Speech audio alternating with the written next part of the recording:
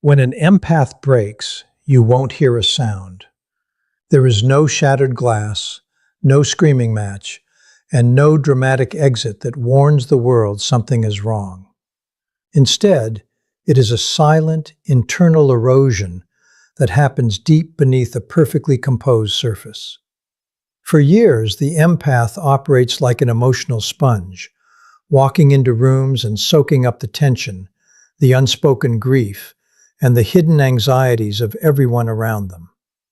They possess a natural, almost involuntary, ability to translate pain that isn't theirs and carry burdens they never signed up for.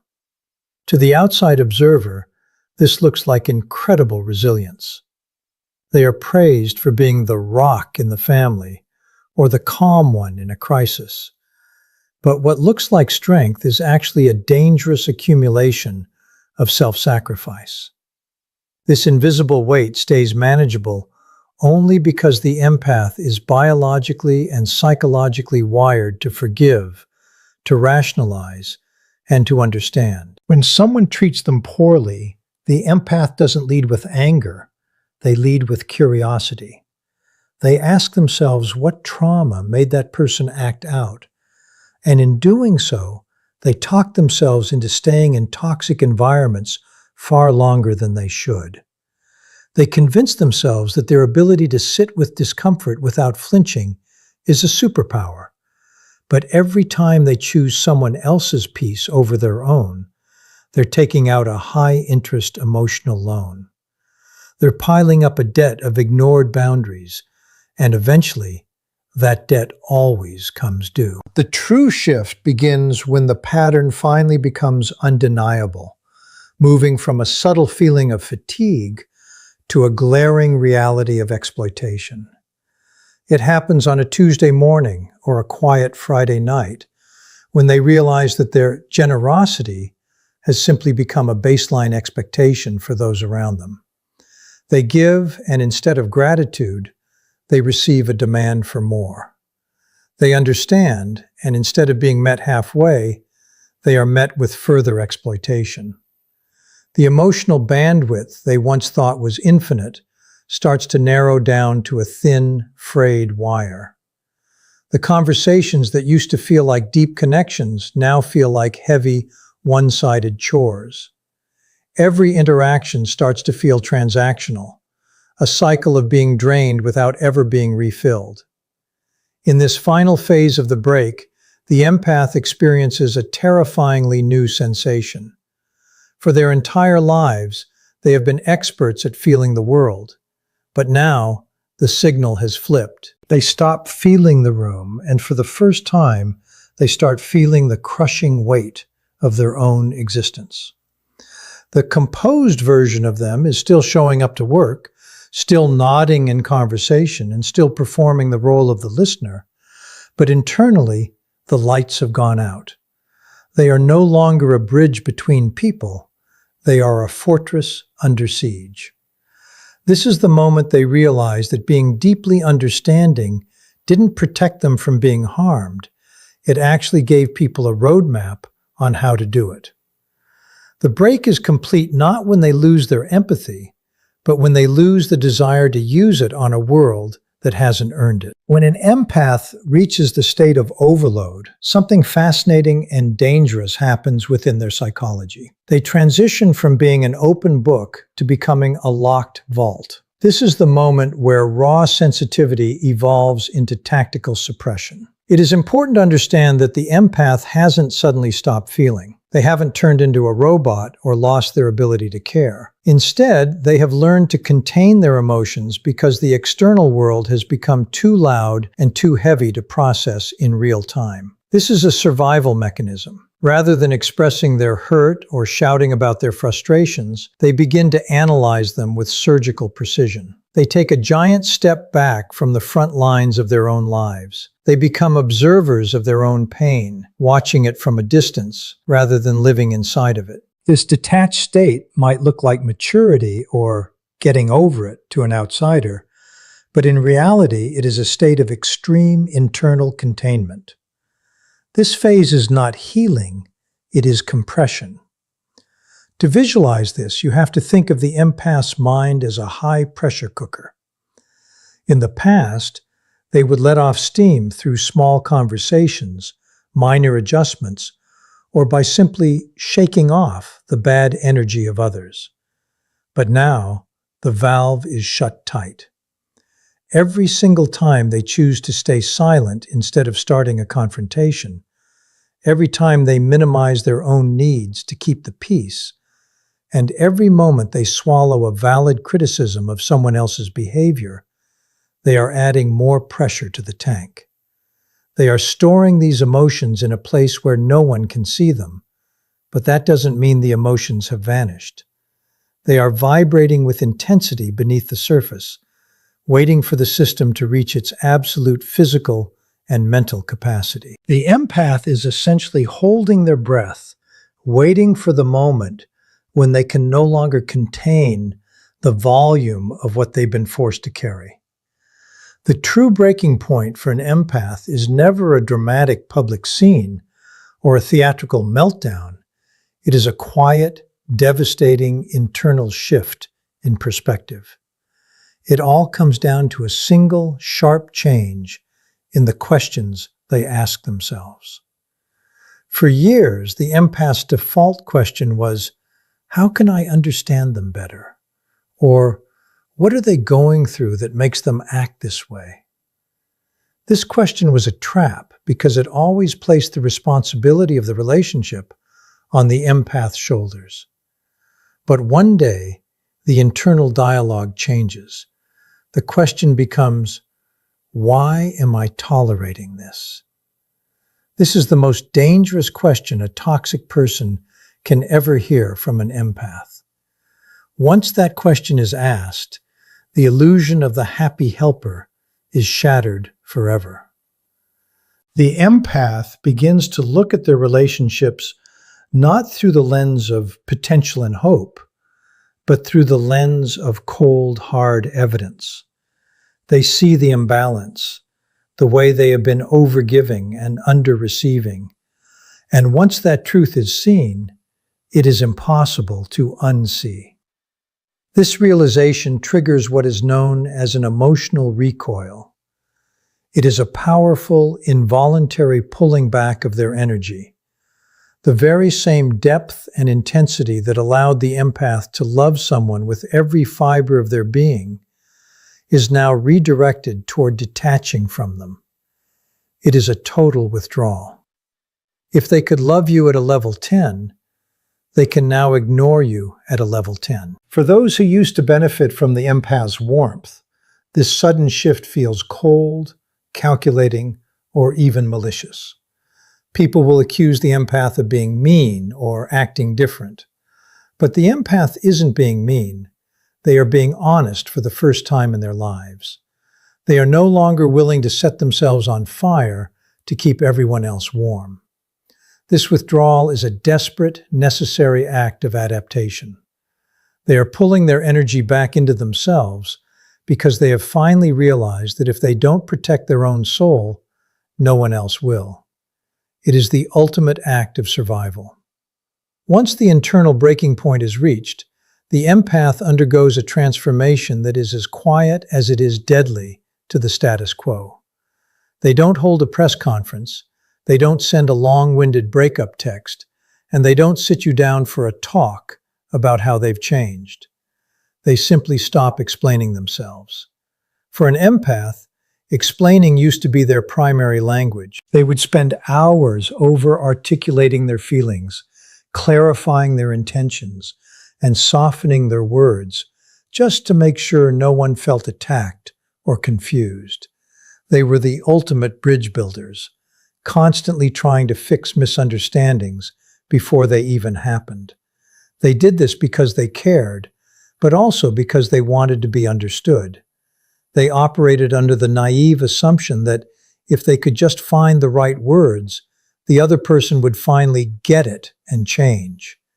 But after the break, that exhausting cycle of over-explaining comes to an abrupt and final halt. The shift happens because the empath finally wakes up to a harsh psychological truth. Not everyone misunderstands you by accident. They realize that for some people, not understanding is a calculated strategy. It's a way to keep the empath talking in circles so that the focus stays on the empath's tone or delivery rather than the other person's bad behavior. These people rely on the empath to fill every awkward silence and smooth over every conflict. But when the empath stops providing that emotional labor, the dynamic completely collapses. By choosing silence over explanation, the empath stops giving people the tools to manipulate them. They no longer provide the map to their triggers or the manual on how to pacify them. In this newfound silence, the masks that others have been wearing begin to slip. Without the empath's constant efforts to keep things comfortable, the true character of those around them is forced to come into the light. This is the moment the empath officially transitions from a participant to an observer. It is a powerful and clarifying shift in perspective. When you are a participant, you are entangled. You are reacting to every jab, every guilt trip, and every emotional demand. But as an observer, you are sitting in the front row of the theater, watching the performance without being part of the play. The empath begins to look at every interaction as raw data. They stop listening to what people say and start watching what people do when they aren't being coached or coddled. Without the empath providing the usual emotional cushioning, the other person is forced to stand on their own 2 feet, and most of the time, they stumble. The empath watches as the people who claim to love them suddenly become defensive, angry, or dismissive, simply because they are no longer being catered to. In this stage, the empath's internal dialogue becomes sharp and strategic. They start asking the questions that actually matter. Is this person's behavior consistent with their words? How do they react when I say no and don't offer a 20-minute apology for it? Who are they really when I stop making their life easy? These questions provide a level of clarity that the empath has never had before. They begin to see the subtle manipulations and the lazy patterns of those who have been draining them for years. The silence creates a vacuum, and in that vacuum, the truth rushes in. They notice that the people who truly care about them will step up to fill the gap with effort, while the ones who are only there for the free ride will react with resentment. The most profound part of this transformation is the empath's new relationship with tension. In the past, tension felt like a fire that the empath had to put out immediately. Now they let it burn. They realize that the awkwardness in the room or the friction in a relationship is not their problem to fix. If someone is upset because a boundary was set, the empath allows them to be upset. They don't rush in with a peace offering or a clarifying statement to lower the temperature. They understand that the tension belongs to the person who created the conflict. By refusing to carry the emotional weight for both sides, the empath forces the other person to own their own mess for the first time. This silence isn't passive. It is an active, intentional act of reclamation. It is the sound of the empath finally taking their power back. Strategic detachment is the phase that most people get wrong. When an empath begins to pull back, friends, family, and partners will often accuse them of becoming cold, heartless, or robotic. But what is actually happening is far more scientific and necessary. It is a total recalibration of the nervous system. For most of their lives, the empath has lived with their emotional skin turned inside out. They didn't just see the world, they absorbed it. Every loud argument in the next room, every micro-expression of disappointment from a boss, and every heavy vibe from a partner felt like a direct physical blow. Their nervous system was in a state of perpetual red alert, constantly scanning for threats and trying to soothe everyone else's nervous system just so they could feel safe themselves. Strategic detachment is the moment the empath finally realizes that this level of constant emotional immersion is no longer sustainable or safe. It is the act of putting their emotional skin back on and reinforcing it with iron. This shift means the empath has finally stopped internalizing the world. In the past, when someone they loved was angry, the empath became that anger. When a friend was grieving, the empath felt the literal weight of that grief in their own chest for days. Now they have developed a filter. Think of it like a high-end security system for the soul. They can still stand in the same room as a person who is venting or projecting negativity. They can still listen with high intelligence and respond with perfect politeness, but the energy no longer makes it past the front gate. They have stopped being a sponge and have started being a mirror. They see the emotion, they acknowledge the emotion, but they no longer invite it to sit down and have dinner in their mind. They are making a conscious, minute-by-minute choice about what is allowed into their internal sanctuary. Because of this filter, situations that used to trigger an immediate emergency response are now met with an eerie sense of space and stillness. In the old days, if someone gave them the silent treatment or threw a subtle guilt trip, the empath would spiral. They would lose sleep, replay the conversation 1,000 times, and rush to fix the problem just to stop the internal buzzing. Now, when that same person tries those old tactics, they hit a brick wall of calm. The empath doesn't react. They don't panic. They simply observe. This stillness is disorienting to others because the hook no longer finds a place to latch on. The empath has created a buffer zone between the external stimulus and their internal reaction. They aren't ignoring the person. They are simply refusing to be governed by the person's emotional chaos. This phase forces a completely new and healthier definition of what connection actually means. For the longest time, the empath believed that true intimacy meant total absorption, that to love someone was to lose yourself in them. They equated depth with suffering together. But through strategic detachment, they discover that real connection is actually about engaging with another person without losing your own center. It's the difference between drowning with someone and standing on the shore with a life ring. This new version of the empath is incredibly hard to influence or manipulate. Guilt trips, which used to be the empath's Achilles heel, now fall flat. Pressure tactics that used to make them buckle now only make them move further away. This is because they are no longer responding from a place of trauma-based impulse.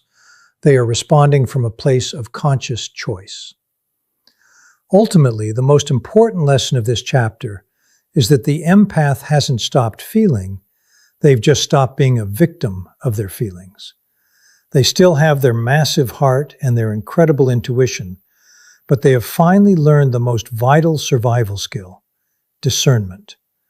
They have realized that not every person's opinion deserves to be weighed, and not every person's emergency is their responsibility to solve. They've learned that just because they can feel someone's pain doesn't mean they must carry it. By choosing detachment, they aren't losing their humanity. They are protecting it.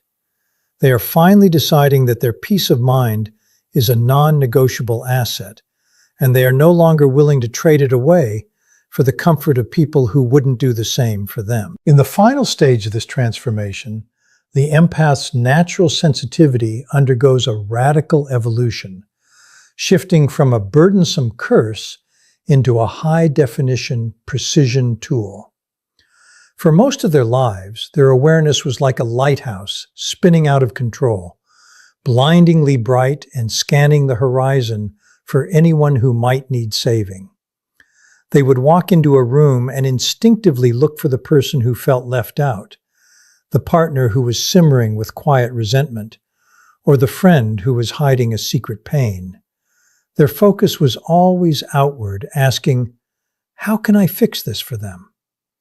But in the stage of controlled awareness, that focus turns inward and becomes analytical. The empath is no longer scanning the room to find someone to help. They are scanning the room to see the truth of what is actually happening. They aren't looking for a mission. They are looking for patterns. They have moved from being an emotional paramedic to being an emotional detective.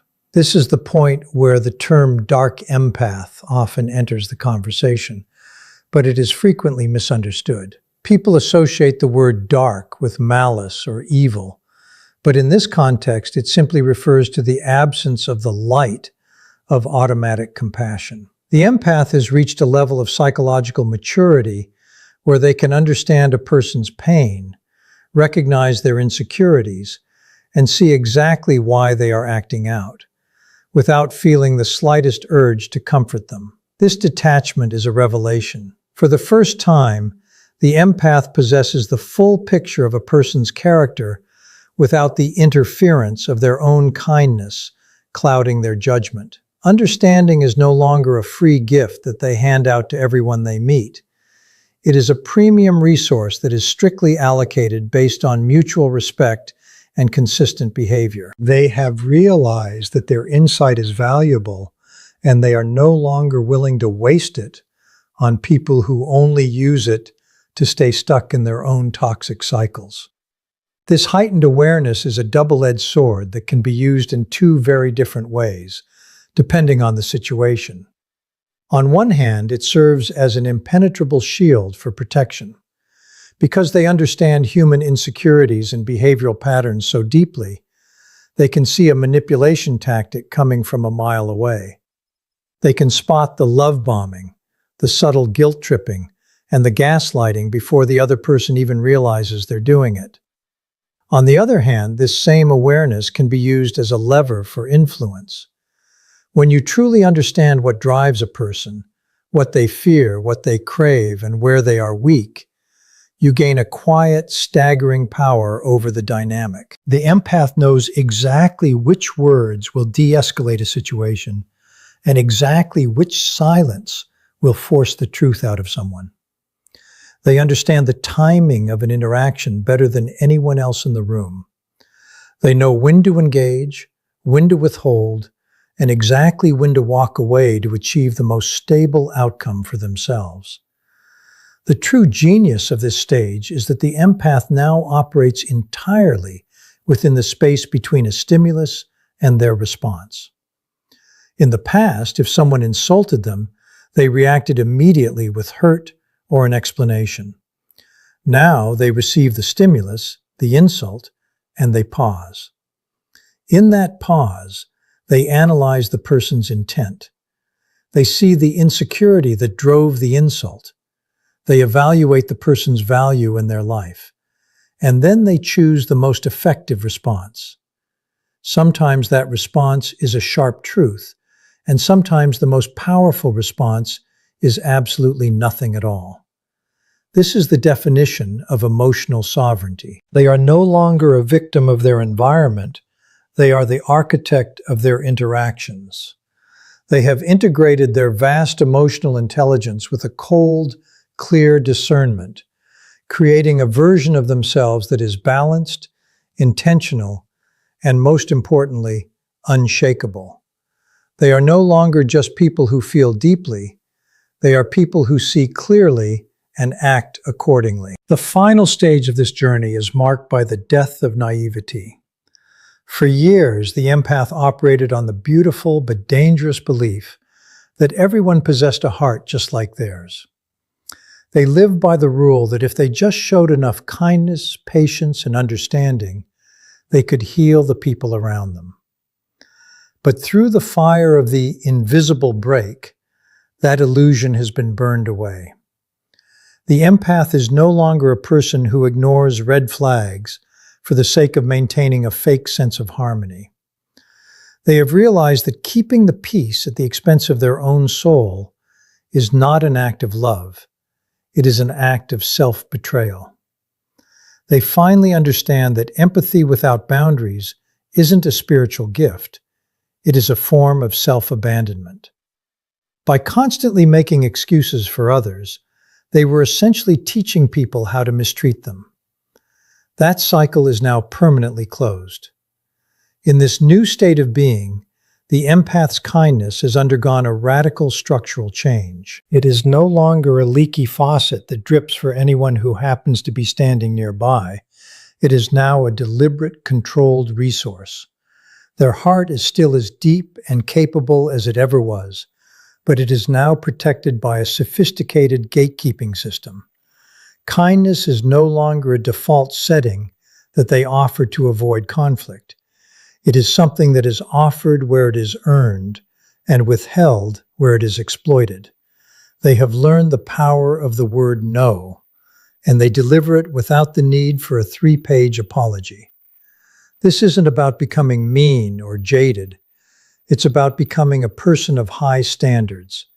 It is the realization that their energy is a precious currency, and they are the only ones with the authority to decide where it is spent. This transformation is often incredibly intimidating and even threatening to those who were used to the old version of the empath. People who benefited from the empath's lack of boundaries will likely react with anger, guilt trips, or accusations that the empath has changed for the worse. But what they are actually reacting to is the loss of their unfair advantage. By setting boundaries, the empath has effectively leveled the playing field. They have removed the imbalance that allowed others to overreach while the empath overgave. When you stop being a yes man and start being a person with sovereignty, the people who were only there for the free emotional labor will naturally fall away. This is not a tragedy. It is a necessary purification of their social circle. The empath is finally seeing who is there for them and who was only there for the benefits they provided. Ultimately, the empath hasn't lost their depth or their capacity to love. In fact, their love is now more powerful because it is backed by discernment.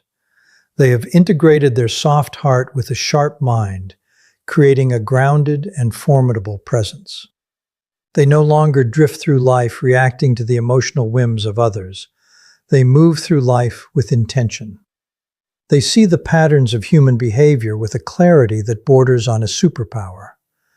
They know exactly how a situation will play out before it even begins, because they are no longer blinded by the hope that someone will change without doing the work. They have stepped out of the fog and into the light of absolute truth. The journey from a broken empath to a sovereign one is a path from victimhood to mastery. You have learned how to feel without drowning, how to listen without absorbing, and how to stay silent without feeling guilty. You have moved through the overload, the silence, the detachment, and the controlled awareness. You have rebuilt yourself from the ground up, and the result is a version of you that cannot be manipulated or easily shaken. Now that you have this clarity, now that you can see the chessboard of human interaction for exactly what it is, you are left with the ultimate responsibility. You are no longer the person who has to give. You are the person who chooses to give. Now that you see the patterns clearly, the only question left is, what will you do with that power?